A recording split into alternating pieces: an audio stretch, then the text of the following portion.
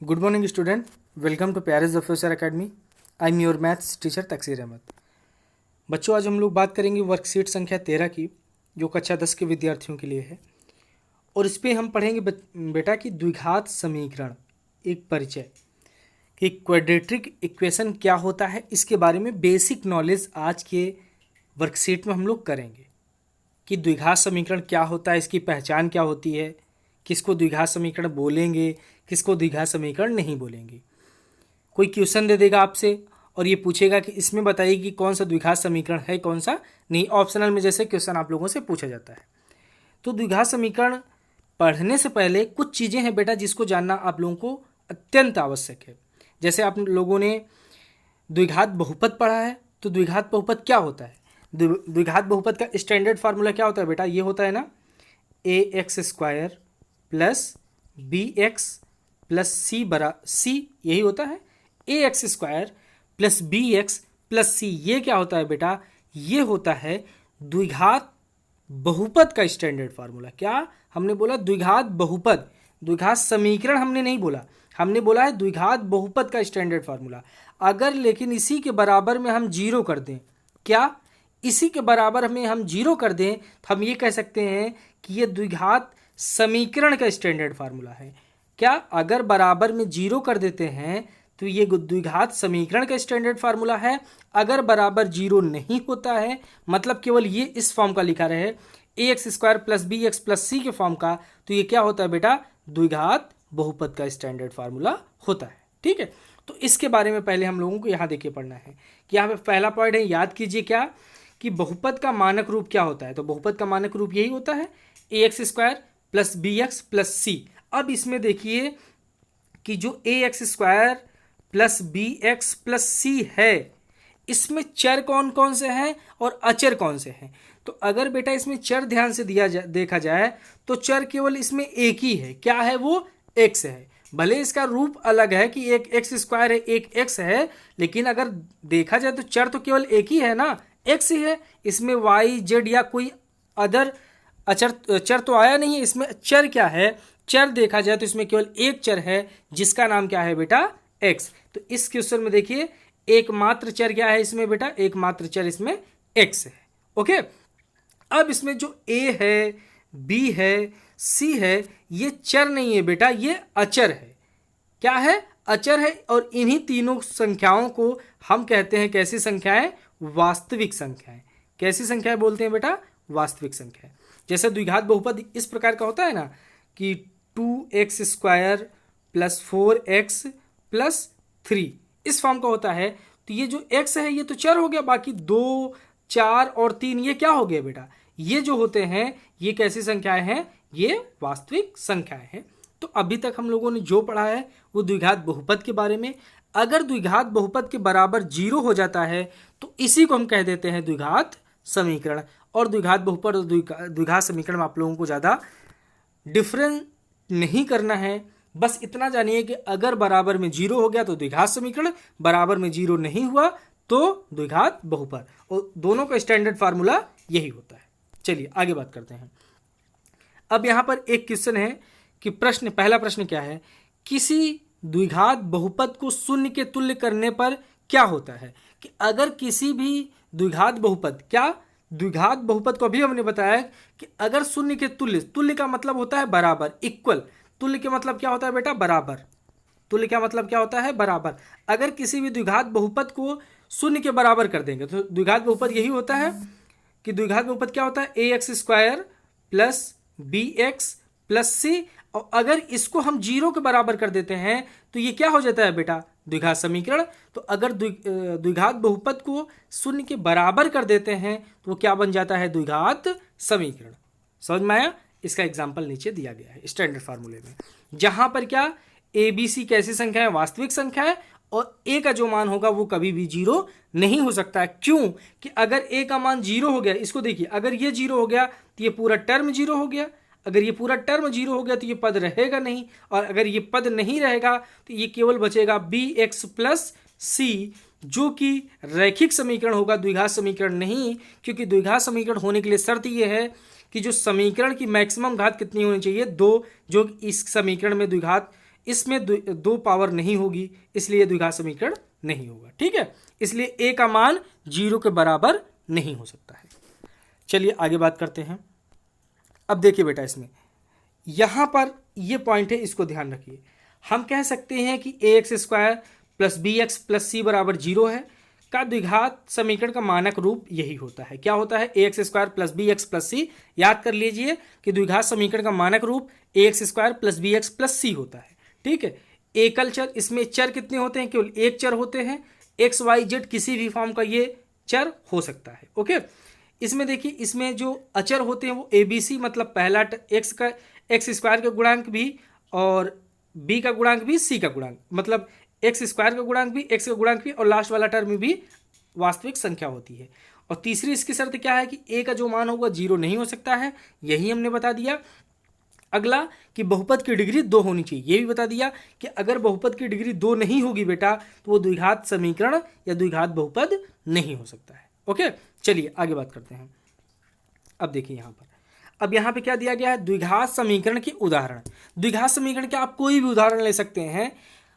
पद कितने होते हैं ये मायने नहीं रखता है कि समीकरण में पद कितने हैं। अगर आपसे कोई पूछे x² बराबर 0, क्या यह द्विघात समीकरण है, तो आप बिल्कुल कहेंगे कि यह द्विघात समीकरण है, क्योंकि इसकी जो मैक्सिमम पावर है वो 2 है। और आपसे पूछेंगे कि ये तो ax² plus bx plus c के फॉर्म का नहीं है, तो आप कहेंगे देखिए इसको हम बनाते कैसे। तो इसको देखिए, x² तो रहेगा ही, साथ में b का मान आप 0 मान लीजिए। क्या मानेंगे? b का मान 0 मान लीजिए, तो इसको 0x लिख सकते हैं प्लस 0 बराबर 0। इसको इस फॉर्म का लिख सकते हैं कि नहीं? तो ये देखिए, ये और इसमें कोई डिफरेंस नहीं। यहाँ भी x², यहाँ भी x², यहाँ भी x, यहाँ भी c भी अचर, वह 0 भी अचर, तो इसको हम इस फॉर्म का बना सकते हैं। लेकिन अगर इसका मान 0 हो जाता है बेटा, तो ये द्विघात समीकरण बन ही नहीं पाएगा। ठीक है, तो ये इसकी शर्त होनी चाहिए, a का मान 0 नहीं होना चाहिए, बाकी b और c का मान आप 0 रख सकते हैं। तो यहाँ पे देखिए, इसके एग्जाम्पल में x² माइनस 100 है बराबर 0, x² प्लस 10x माइनस 45 किसी प्रकार का है। ये एग्जाम्पल आपको दिए गए हैं, तो आप देख सकते हैं। अब इसमें ये दिया है केवल 2 पद हो सकते हैं, बिल्कुल हो सकते हैं। हमने एक पद का एग्जाम्पल लेकर आपको समझा दिया, तो 2 पद में भी ऐसे कर सकते हैं। यहाँ पे देखिए क्या है, यह द्विघात समीकरण का मानक रूप नहीं है। क्या द्विघात समीकरण का मानक रूप नहीं है? ये जो यहाँ पे दिया गया है 4x माइनस, ये देखिए दिया है ये 4x माइनस 3x² प्लस 2 बराबर 0, ये द्विघात समीकरण है।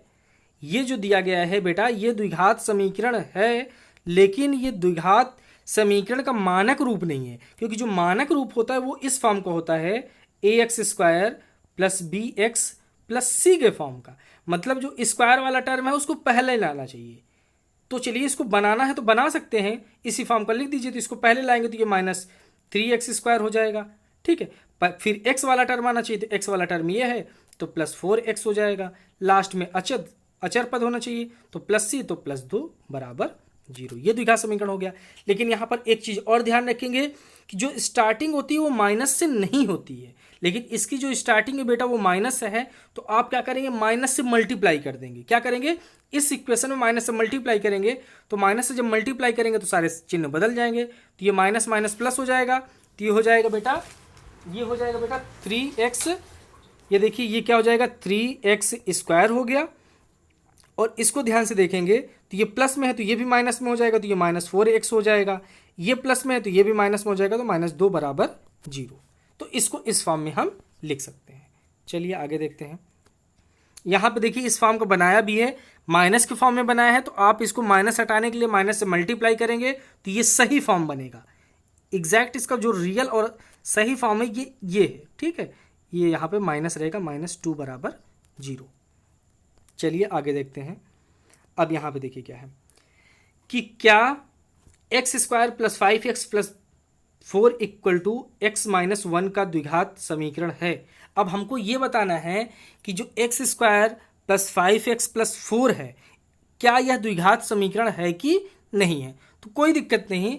देखिए x² प्लस 4x प्लस, ये तो देखिए x² प्लस 5x प्लस 4 है, ये तो इसको रहने दीजिए। और ये x माइनस 1 का होल स्क्वायर का फार्मूला, जो आप पढ़ चुके हैं क्लास 7th 8th 9th में पढ़ चुके हैं कि x माइनस वाई का होल स्क्वायर का फॉर्मूला क्या होता है बेटा, वो होता है x square plus y square minus 2xy, यही फार्मूला होता है, सॉरी यही फार्मूला होता है। तो इस फार्मूले से क्या कर देंगे बेटा, इसको हम ओपन कर देंगे। तो जो ओपन करेंगे तो ये हो जाएगा क्या, देखिए यहाँ पे x की जगह पे x ही है तो एक्स स्क्वायर हो जाएगा, माइनस वाई की जगह पे क्या है 1 है तो 1 का स्क्वायर हो जाएगा, फिर क्या है बेटा x square plus y square minus 2, एक्स की जगह पे तो x है और y की जगह पे कितना है 1 है, तो 1 का मल्टीप्लाई करेंगे तो यही होगा।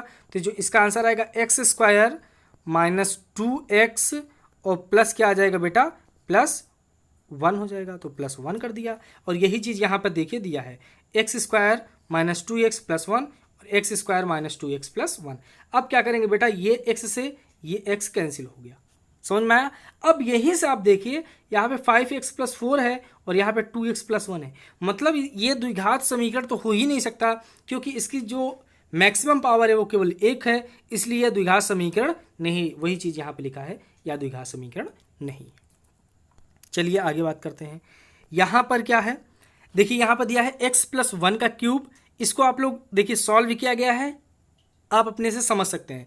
x प्लस 1 का क्यूब बराबर एक्स क्यूब माइनस 6x द्विघात समीकरण है कि नहीं। तो यहाँ पे मैक्सिमम डिग्री 3 है, इससे कोई मतलब नहीं है आपको।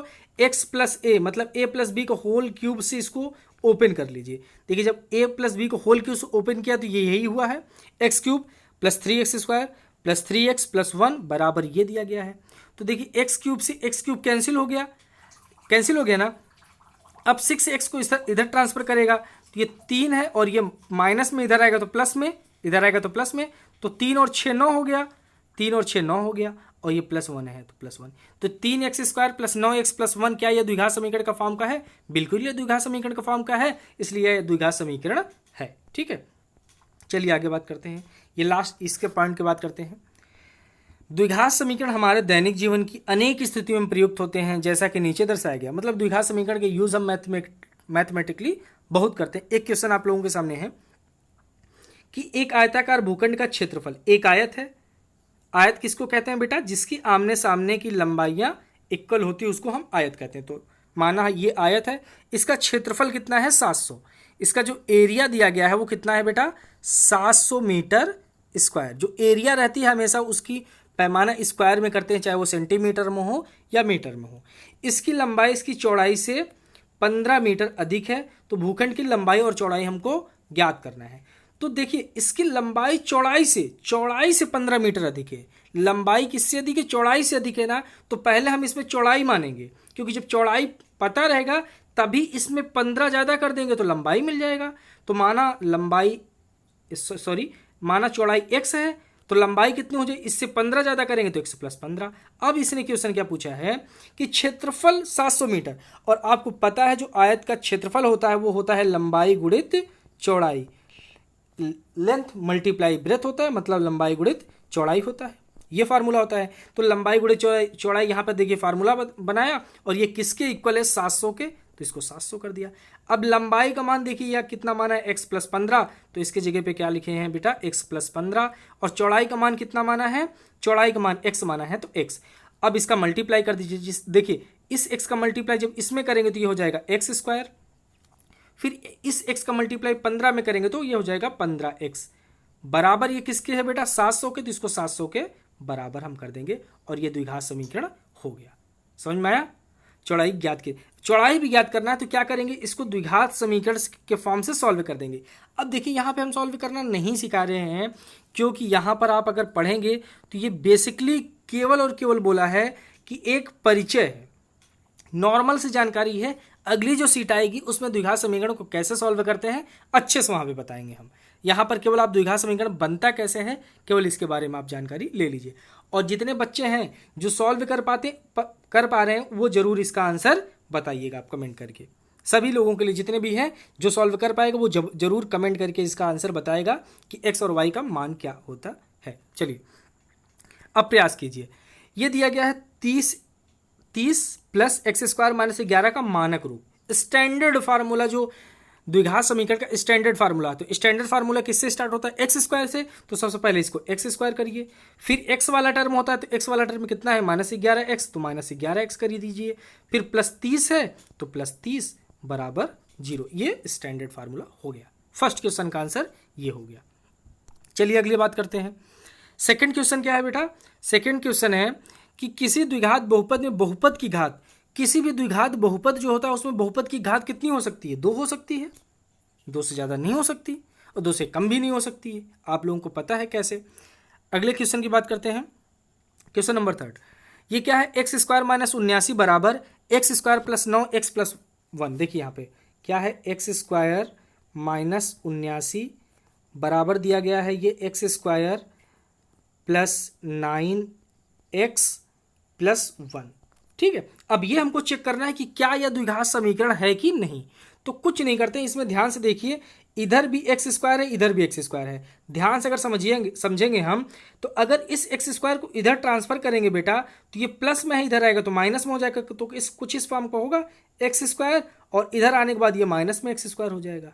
ठीक है, बाकी चीज़ों को हम ट्रांसफर नहीं कर रहे हैं, बस इतना समझा रहे हैं। तो ये माइनस से ये प्लस कैंसिल हो जाएगा। तो ये जो स्क्वायर वाला टर्म है इस इक्वेशन में देखिए वो तो कैंसिल हो गया। अगर यही दोनों कैंसिल हो गया बेटा तो फिर इसमें कोई स्क्वायर का टर्म दिख नहीं रहा है। इसका मतलब जो पहला है वो द्विघात समीकरण नहीं होगा, क्योंकि द्विघात समीकरण होने के लिए जो समीकरण होगा उसकी मैक्सिमम घात कितनी होनी चाहिए? मैक्सिमम या न्यूनतम घात 2 होनी चाहिए, जो इस क्वेश्चन में नहीं है। चलिए आगे बात करते हैं। क्वेश्चन नंबर बी की बात करते हैं। देखिए बी क्या है? बी है 12x² - 7 बराबर 0। ये द्विघात समीकरण है बेटा, क्योंकि ये x² का फॉर्म का है। अब इसमें 3 टर्म नहीं है तो इससे मतलब नहीं रखिएगा, क्योंकि यहाँ पर आपको एग्जाम्पल देखिए, यहाँ पर आपको एग्जाम्पल एक भी दिया भी गया है कि जो x² - 100x बराबर 0 केवल 2 पद है, फिर भी ये क्या है? द्विघात समीकरण है। चलिए आगे बात करते हैं बेटा हम। अगले क्वेश्चन की बात करते हैं। सी है, सी क्या है? 3x² + 11x + 14 बराबर, देखिए इस क्वेश्चन को अच्छे समझिए, 3x² + 11x + 14 बराबर कितना दिया गया है? ब्रैकेट के बाहर x है और अंदर क्या है बेटा? 3x + 5x। कोई बात नहीं, इसका केवल आप मल्टीप्लाई कर दीजिए। मल्टीप्लाई करेंगे जो ब्रैकेट के बाहर है, तो 3 का मल्टीप्लाई इसमें करेंगे तो 3x² हो गया। ठीक है, फिर 3 का मल्टीप्लाई इसमें करेंगे तो या ऐसे कर लीजिए ना, 5 और 3 8 हो जाएगा। 8 का मल्टीप्लाई इसमें करेंगे तो ये टोटल कितना हो जाएगा? 8x²। ठीक है, क्योंकि 5 और 3 8 हो गया, 8 का मल्टीप्लाई x में करेंगे तो 8x²। 8x² अगर इधर ट्रांसफर कर दें तो ये देखिए 3x² होगा, और ये प्लस में है तो इधर आएगा तो -8x² हो गया। ठीक है, +11x है, +11x हम कर दिए, +14 बराबर 0 है तो 0 कर दिया। अब देखिए 8x² में से 3x² निकल जाएगा तो कितना आएगा? 5x², और बड़ा क्या है? बड़ा माइनस में 8 है तो चिन्ह इसका माइनस में कर देंगे। फिर +11x और +14 बराबर 0, इसको ऐसे ही ऐसे रखने देंगे। इतना भी आंसर आप छोड़ सकते हैं। अगर इस माइनस को हटाना है तो माइनस से गुणा कर देंगे, तो जब माइनस से गुणा करेंगे तो सारे चिन्ह बदल जाएंगे। तो ये माइनस में है तो ये +x² हो जाएगा, और ये प्लस में है तो ये -11x हो जाएगा, और ये प्लस में है तो -14 बराबर 0। ठीक है, चलिए अगला क्वेश्चन की बात करते हैं। लास्ट क्वेश्चन डी सभी लोगों के लिए होमवर्क है, बताएंगे कि यह द्विघात समीकरण है कि नहीं। ऐसे ही लग रहा है, लेकिन फिर भी आप लोग कमेंट करके जरूर बताएंगे। क्वेश्चन नंबर 4 की बात करते हैं। निम्न को द्विघात समीकरण में निरूपित करना है। देखिए आपको केवल इतना हिंट दिया है और आपको यह बताना है कि क्या यह द्विघात समीकरण में है कि नहीं। तो देखिए दो संख्याओं का अंतर 3 है, तो मानेंगे, माना पहली संख्या बराबर x, माना पहली संख्या क्या है बेटा? x है, और दूसरी संख्या मान लेंगे y है। अब दो संख्याओं का अंतर 3 है तो x - y बराबर 3 दे दिया। दो संख्याओं का अंतर 3, x - y बराबर 3, और गुणनफल कितना है? 270। मतलब इन दोनों का गुणनफल, इन दोनों का अंतर 3 है, इन दोनों का गुणनफल, तो गुणनफल का मतलब कितना होगा? x y बराबर कितना दिया गया है? 270। हम इतना कर लिया। अब देखिए क्या करिए, इसमें से x - y बराबर 3 है, यहाँ से x का मान निकाल के यहाँ पर रख दीजिए। तो x का मान यहाँ से जब निकालेंगे बेटा, तो x का मान निकालने के y को उधर ट्रांसफर करेंगे, तो जब y उधर जाएगा तो x बराबर क्या आ जाएगा? x इक्वल, ये 3 इधर है, ये माइनस में इधर आएगा तो प्लस में हो जाएगा। तो x का मान कितना आ गया 3 प्लस वाई, कितना आ गया 3 प्लस वाई। अब देखिए जहां पर x है वहां पर रख देंगे 3 प्लस वाई, तो इसके जगह पे रखेंगे 3 प्लस वाई और ब्रैकेट के बाहर y है तो y करेंगे बराबर 270। समझ में आया। अब इसका जब मल्टीप्लाई करेंगे y का मल्टीप्लाई 3 में करेंगे तो 3y हो जाएगा, प्लस y का मल्टीप्लाई y में करेंगे तो वाई स्क्वायर बराबर 270। तो आप ऐसे ही देख लीजिए, जैसे ही वाई स्क्वायर दिख गया और ये 3y भी दिख गया, इधर ट्रांसफर करेंगे तो ये माइनस में हो जाएगा। क्या ये द्विघात समीकरण का फॉर्म का है? बिल्कुल ये द्विघात समीकरण का फॉर्म का है, लेकिन इसका जो रियल जैसे लिखेंगे वो इसको इस प्रकार लिखेंगे, वाई स्क्वायर प्लस 3x को लिखेंगे और लास्ट में लिखेंगे 270, इधर आएगा तो माइनस 270। ठीक है बेटा, तो आज की क्लास इतना ही। आप लोग सभी कमेंट करके बताइए कि आप लोगों को समझ में आया कि नहीं। ठीक है, और अगर बच्चों वीडियो पसंद आई हो तो उसको कमेंट जरूर करिएगा, और जो नए बच्चे हमारे चैनल से पहली बार जो वीडियो देख रहे हैं वो चैनल को सब्सक्राइब कर लेंगे, क्योंकि जितनी भी सीट है आप लोगों की, जितने भी सब्जेक्ट के हैं वो सभी सीट आप लोगों को यहीं मिल जाएगी। तो आज के लिए बेटा इतना ही, थैंक यू।